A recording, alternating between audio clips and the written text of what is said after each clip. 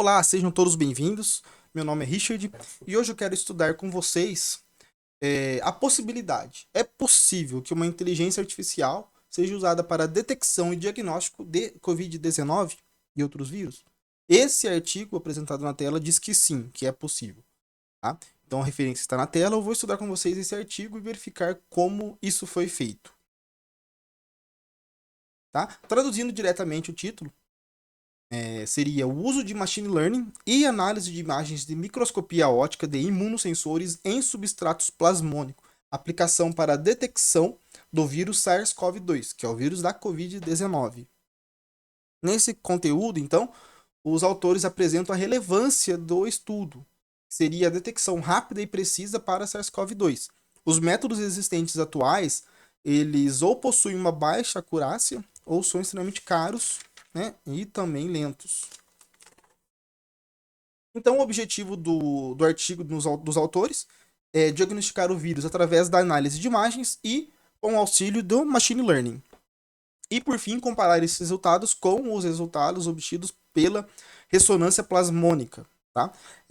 Através da espectroscopia ótica. Então, se você não tem conhecimento sobre o que é um plasma, ressonância plasmônica, tem um vídeo fazendo uma introdução sobre o assunto. Vale a pena dar uma conferida lá. Aí depois você retorna aqui, tá? E continua para você se localizar. Então, a justificativa apresentada seria que a microscopia ótica ela é amplamente acessível e o machine learning então seria uma maneira de aprimorar a sensibilidade da detecção sem a necessidade de equipamentos caros, como por exemplo um espectroscópio. Nesse sentido, tá? Resumindo o que foi feito. Primeiro, os autores fabricaram sensores, né? O sensor controle e os sensores com a presença do vírus. Esses sensores, após isso, foram submetidos ao microscópio óptico e as imagens foram coletadas. Essas imagens, com auxílio já da inteligência artificial, elas foram convertidas em dados, já que os modelos utilizados aqui não conseguem interpretar imagens. Então, ela necessita que essas imagens sejam convertidas em dados. Por isso, utilizou-se algumas ferramentas de inteligência artificial. Já e com esses dados, os dados das imagens foram submetidos ao machine learning de algumas outras ferramentas, né, que são os classificadores, para interpretar se existe ou não a presença do vírus nas determinadas amostras. Primeiramente, então, foi feita a fabricação do imunossensor através da técnica de deposição por evaporação térmica a vácuo. Tá? Nesse caso, então, o ouro é submetido a altíssimas temperaturas em uma câmara de vácuo, tá? E com a presença de um substrato de vidro. Nesse sentido, o ouro ele é condensado sobre o substrato, formando uma camada extra fina de filme. Neste trabalho, os autores conseguiram um nanofilme de ouro com uma espessura média de 6 nanômetros. Os autores também ressaltam que todas as etapas foram sucedidas, né, por uma esterilização ultravioleta, para o controle, né, claro, de micro-organismos. Esses filmes, então, foram submetidos a um tratamento térmico a 600 graus Celsius por 2 horas, resultando em nanoilhas de ouro sobre o sensor, né, no caso apresentado neste artigo. Agora o sensor parte então para a funcionalização, né, que tem o objetivo então de tornar essa superfície seletiva ao vírus. Esse sensor então ele é imerso em uma substância denominada 11-MUA, que tem o objetivo de ancorar o anticorpo no sensor, né, a 25 graus Celsius por 24 horas, e a ativação do grupo carboxila, responsável então pela ancoragem, foi feita com a reação em EDC e NHS. As siglas, né, estão no artigo original, dá uma acessada lá, vale a pena conferir. Por fim, foi feita a imobilização do anticorpo no sensor. Tá? Para isso, o sensor, né, já com as anilhas de ouro, já com ativado, né, as carboxilas, foram incubados em uma solução de anticorpo por 2 horas. Né? Nesse caso, foi utilizado o anticorpo monoclonal anti-spike S1. Essa é uma representação gráfica mostrada no artigo de como foi feito esse sensor. Então, primeiramente, tem-se o substrato de vidro. Sobre o substrato de vidro, nós temos as nanoilhas de ouro, tá? Que são as nanoilhas de ouro. Sobre essas nanoilhas de ouro, então, nós temos imobilizado os anticorpos, tá? Esse formatinho de Y são os anticorpos monoclonal. tá? E aqui nós temos as partículas de vírus, né, que são ali interagidas com o anticorpo, imobilizados nas nanoilhas de ouro sobre o substrato de vidro. Esses sensores, então, foram submetidos à microscopia óptica, foi utilizado esse microscópio apresentado na tela, né, com uma ampliação máxima final de 400 vezes. As imagens possuem, então, 920 por 2560 pixels, informação importante futuramente, com um campo de visão abrangendo 165 por 220 micrômetros. Foram feitas ao total 858 imagens, né, sendo elas dos sensores antes e após a exposição ao vírus. Né? As concentrações de vírus, então, variou-se de 1 vezes 10 a menos 4 até 1 vezes 10 a quinta PFU por ml. Para quem não conhece esse termo, PFU seria Plaqueform Units. Então, 1 PFU é a quantidade necessária do micro-organismo para a formação de placas visíveis no meio de cultura. Essas imagens, então, coletadas, elas foram submetidas à extração de dados, né? O intuito, então, é converter as imagens em dados para que elas possam ser interpretadas. Tá? Neste caso, então, é extraída as características mais importantes das imagens, como, por exemplo, textura, contraste, formas, estruturas, etc. Nesse trabalho, eles citam 2 métodos, né? Os métodos manuais e os métodos automáticos. Os métodos manuais, cada uma dessas ferramentas extrai uma única característica. Então, o LBP, por exemplo, textura. O GLCM, que seria em escalas de cinza, extrai a intensidade da cor. O RGB5D, que foram os autores que fizeram, extrai a textura por cor. Em contrapartida, tem-se o método automático, que é utilizando redes neurais convolucionais, que é a inteligência artificial, que aprende automaticamente quais são as características importantes das imagens e extrai-as delas, né, colocam elas em dados para fornecer ao modelo seguinte. Nesse caso, um exemplo de uma rede neural é a MobileNet V3 Small, que foi, então, uma das utilizadas aqui nesse artigo. Com as imagens já convertidas em dados, partiu-se então para o Machine Learning. Essa etapa, então, possui o intuito de correlacionar as imagens em positivas e negativas, né? Positivas na presença do vírus e negativas, que seriam os controles dessas amostras, né? Através da distinção de padrões causados pela exposição dos sensores ao SARS-CoV-2, ao vírus. Os modelos utilizados foram LDA, KNN, SVM, RF. Antes dos resultados... antes disso, né? Foi feita a avaliação, né, claro, desses modelos. Uma delas foi a avaliação cruzada fivefold, na qual, de todos os dados, né, obtidos, 80% desses dados foram utilizados para treinamento, os outros 20% foram utilizados para testar, né, essas ferramentas após o treinamento, após o machine learning. Esse processo foi repetido 5 vezes, né, fivefold, de tal modo que todos os dados passem tanto pelo treinamento quanto pela fase de testes, tá bom? Por fim, os autores calcularam também a precisão e a pontuação Film Score. Na pontuação Film Score, esse termo recall, ele representa o total de previsões positivas, né, feitas pelo modelo em razão de todos os positivos verdadeiros, né? Os positivos verdadeiros envolvem os positivos previstos mais os falsos negativos, né, que seriam positivos verdadeiros que não foram identificados pelos modelos. E, por fim, foi feita a explicabilidade do modelo, que essa etapa consiste, então, em explicar realmente como foi feita a classificação pelas inteligências artificiais, né?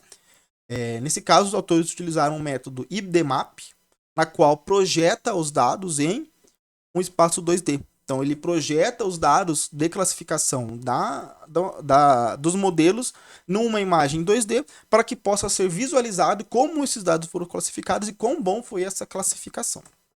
Agora sim, antes dos resultados, eu quero fazer uma introdução ao Machine Learning. Esse conceito, Machine Learning, inteligência artificial, enfim, é uma introdução bem rápida, apenas uma noção básica para quem não tem contato nenhum com isso, né, conseguir dar os primeiros passos e futuramente, né, quem tiver interesse, se aprofundar então no assunto.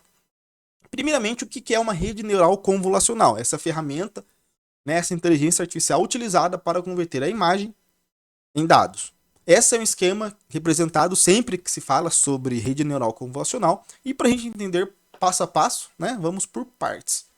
Primeiramente, nós temos a etapa da convolução.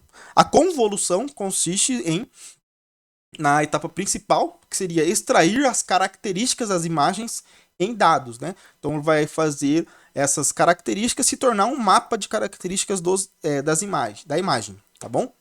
Então nós temos aqui o input, né? Opa, aqui. Nós temos o input, que seria uma imagem, né? Aqui, por exemplo, é uma imagem de um carro, tá? E aqui é feita a convolução através de filtros, tá? Existem filtros, diversos filtros, cada filtro aborda uma característica única, né? Então tem filtro para extrair as bordas, as texturas, os padrões, as cores, as estruturas, etc. da imagem. Esses filtros possuem uma área de 3 pixels por 3 pixels, tá? Então, esse filtro ele percorre, né, a cada 3 pixels por 3 pixels toda a imagem, tá? Extraindo os dados das características de acordo com ele, fazendo, então, montando um mapa, né, aqui no caso tridimensional, dessas características.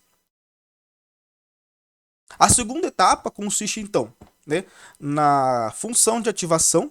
Essa função de ativação, né, nesse caso, os autores utilizaram a ferramenta ReLU. Se não me engano, o ReLU é Rectified Linear Unity. Acho que é isso. Ele possui a propriedade de aplicar a não linearidade ao mapa de características, ou seja, permite então que o modelo seja capaz de aprender padrões mais complexos para a convolução dessas imagens. E segue-se então com uma etapa de pooling. O pooling ele possui o intuito de reduzir a dimensionalidade no nosso mapa de características, ou seja, ele diminui a dimensão com o intuito realmente de reduzir o processamento. Reduz o processamento, reduz o tempo, reduz a energia, reduz o custo, tá? Então nós temos aqui a convolução em um mapa de características. Após isso, nós temos a redução desse mapa de características em um menor com características mais complexas, né, as mais importantes. Essas etapas, então, elas são repetidas inúmeras vezes, tá? Convolução, o ReLU e o pooling. Então você faz um mapa de características, né? Pega as características mais complexas e reduz as características. Aí dessas características reduzidas, você extrai novamente as principais características mais importantes, né? Aplica o ReLU e depois reduz novamente. Esse processo é então repetido inúmeras vezes, tá? Tornando a detecção mais profunda, mais complexa e reduzida. Por fim, né, com o mapa de característica pronto, tem a etapa do achatamento. O achatamento converte esse mapa de características, que pode ser 3D ou 2D, no caso é 3D, em um vetor unidimensional, tá? Em uma única dimensão. Então aqui, nós por fim temos então o conjunto de dados, tá? Das principais características da imagem apresentada, tá? Em um vetor unidimensional para então a interpretação. Por fim, então, nós temos a camada densa, que consiste, então, na interpretação desses dados, né? Resumindo bastante. Seria através de conexões neurais complexas, né? E interpretação. Então, por exemplo, você tem um robozinho. O robozinho ele tem um campo de visão que ele pode visualizar. Ele vê um ambiente. Ele capta esse ambiente, né? Ele capta esse ambiente em forma de imagem. Ele extrai as características dessas imagens através de uma rede neural, de convolucional, em um conjunto de dados. Esses dados, então, passam pela camada densa para que seja feita a interpretação. Então, ele olha essa imagem aqui apresentada na tela, né? Ele converte em dados unidimensional através de todas essas etapas, tá? E, por fim, ele faz a interpretação. Por exemplo, essa imagem, então, que eu estou vendo, tem 75% de chance de ser um carro, 15% de ser um caminhão, 5% de ser uma van, entendeu? Então essa é a saída, né? O output desse modelo. Contudo, a interpretação não foi utilizada nesse artigo, já que eles utilizaram outras ferramentas para fazer a classificação. Eles apenas utilizaram a extração dos dados até um vetor unidimensional com todos os dados. Então, aqui eu quero diferenciar o termo Machine Learning do classificadores, tá? O Machine Learning nada mais é do que um subcampo da inteligência artificial que utiliza de algoritmos para que esses modelos, essas ferramentas possam aprender padrões. E os classificadores são alguns modelos de Machine Learning que podem atribuir classes aos dados apresentados, né, baseando então em características definidas. Então, o Machine Learning foi aplicado em classificadores nesse artigo. Tá? Os classificadores, então, possuem o objetivo de identificar características e rotular saídas em um contexto. Então, exemplificando, você tem um comércio, você quer saber quais são os tipos de consumidores. Né? Você aplica um classificador, ele vai classificar, né, todos os seus dados em tipos diferentes de consumidores. Ou, por exemplo, a propaganda que eu fiz da minha loja, ela é eficiente? Então, você apresenta os dados, ele vai falar, esse classificador, se é ou não eficiente, sim ou não. Né? Então, existem classificadores multiclasses, binários, etc. O classificador que obteve um melhor resultado neste artigo foi o SVM, que é a máquina de vetores de suporte. Tá? Esse classificador, então, ele encontra a melhor fronteira para separar as amostras, neste caso, com diferentes concentrações. Essa imagem não é do artigo, ele é uma imagem exemplificando como funciona o SVM, é uma fonte obtida, então, do site da IBM. Tá? Nós podemos ver um hiperplano traçado, separando, então, o máximo possível esses dados, né, para diferentes classes, né? No caso, diferentes concentrações de vírus.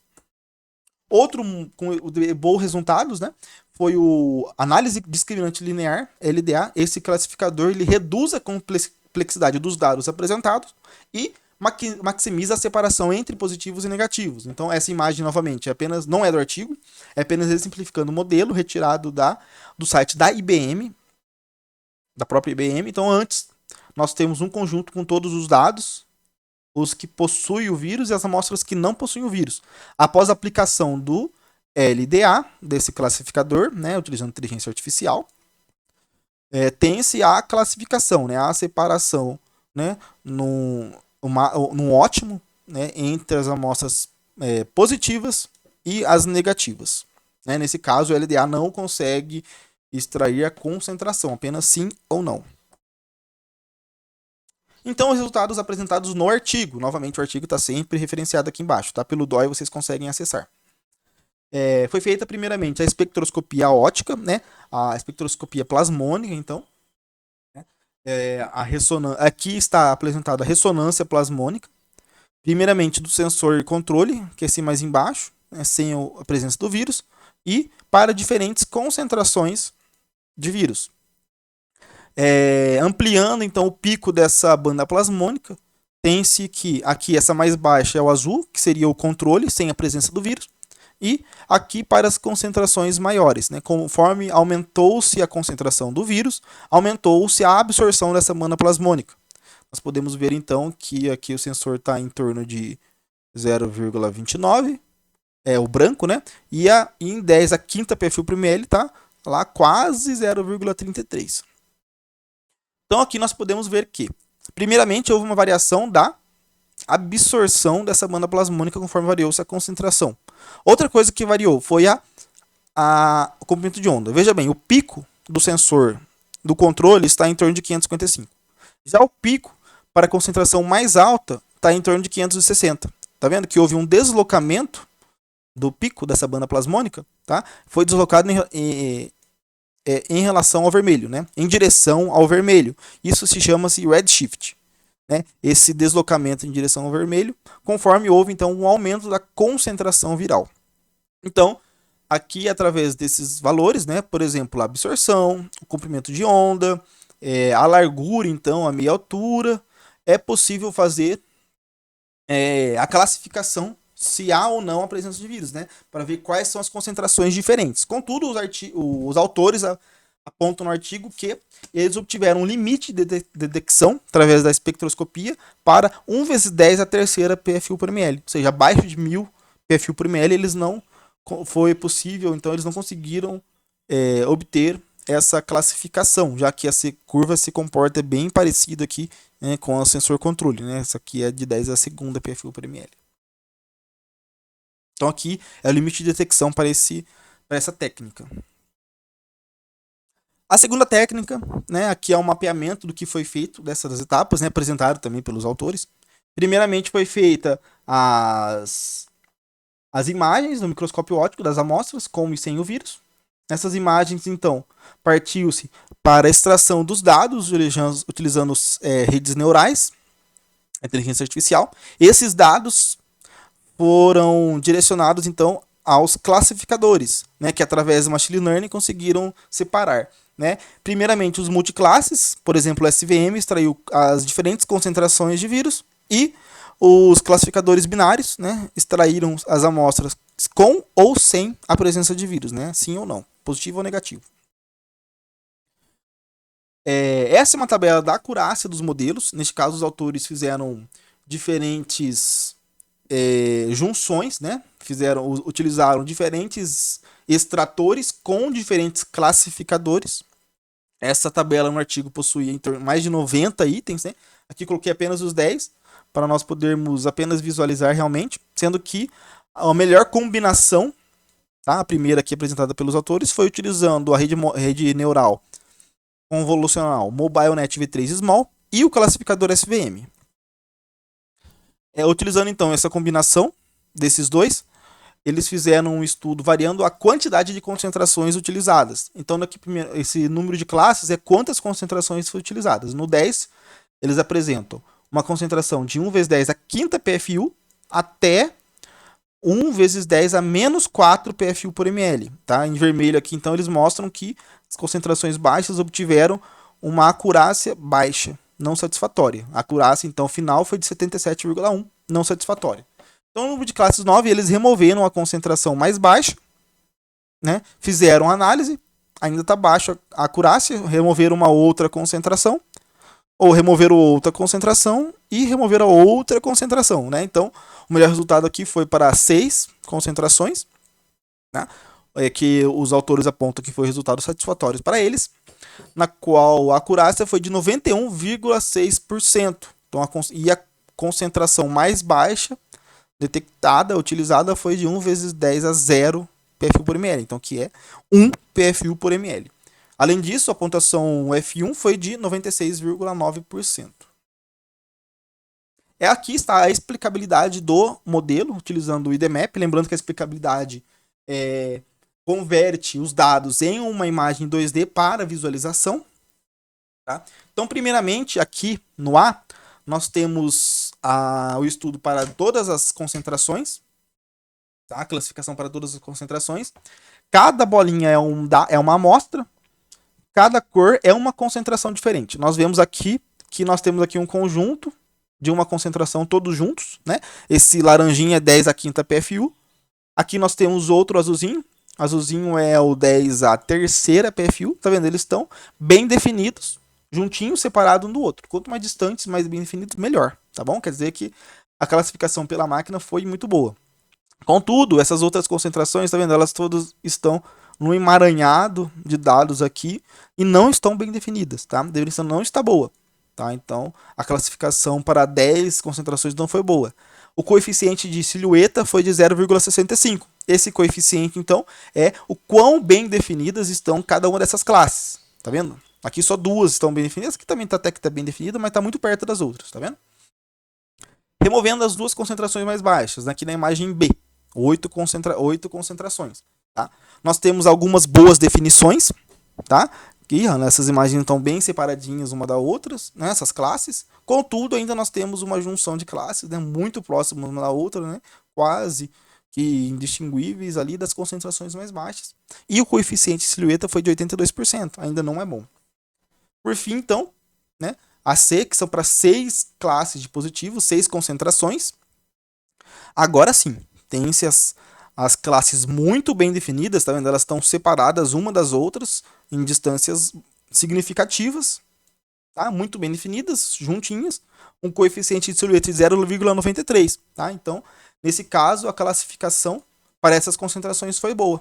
Com isso, a concentração mínima, né, definida pelo modelo com resultado satisfatório foi de 1 PFU por ml, que é 1 vezes 10 a 0, né, PFU por ml. Seria essa aqui. Negativo, claro, é para as amostras que não possuem vírus, né? Comparando com a espectroscopia, né, o limite de detecção foi de 1 vezes 10 a terceira PFU por ml. Foi 1000 PFU por ml contra 1 PFU por ml através dos modelos com inteligência artificial. Para concluir, então, o que foi apresentado no artigo por esses autores, né, o resultado da detecção dos vírus pela espectroscopia óptica utilizando ressonância plasmônica foi no mínimo de 1000 PFU por ml. Abaixo disso, concentrações mais baixas não foi possível detectar. Utilizando as técnicas de machine learning, tá, a detecção, a concentração mínima foi de 1 PFU por ml. Tá? Então, esse modelo ele é 1000 vezes mais sensível do que a técnica utilizando a espectroscopia óptica. Tá? Lembrando, então, que essa técnica utiliza apenas microscópio óptico. O microscópio óptico é relativamente barato, é fácil de você ter no hospital. Por exemplo, né, nos lugares, basta você fazer uma imagem, aplicar em um computador, que ele faz, então, o diagnóstico da presença ou não do vírus. É uma técnica apresentada simples, fácil e com uma eficácia boa, né, uma acurácia boa. A melhor rede neural convolucional, né, aqui estudada foi a MobileNet V3 Small, e os melhores classificadores foi o SVM e o LDA. Com isso, eu concluo a apresentação agradecendo a presença de todos, né, reafirmo, acessem o artigo original, dêem uma olhada, é bem interessante. Peço também que todos deixem a curtida no vídeo para ajudar aí a que mais pessoas tenham acesso a essas informações, tá bom? Muito obrigado, até mais.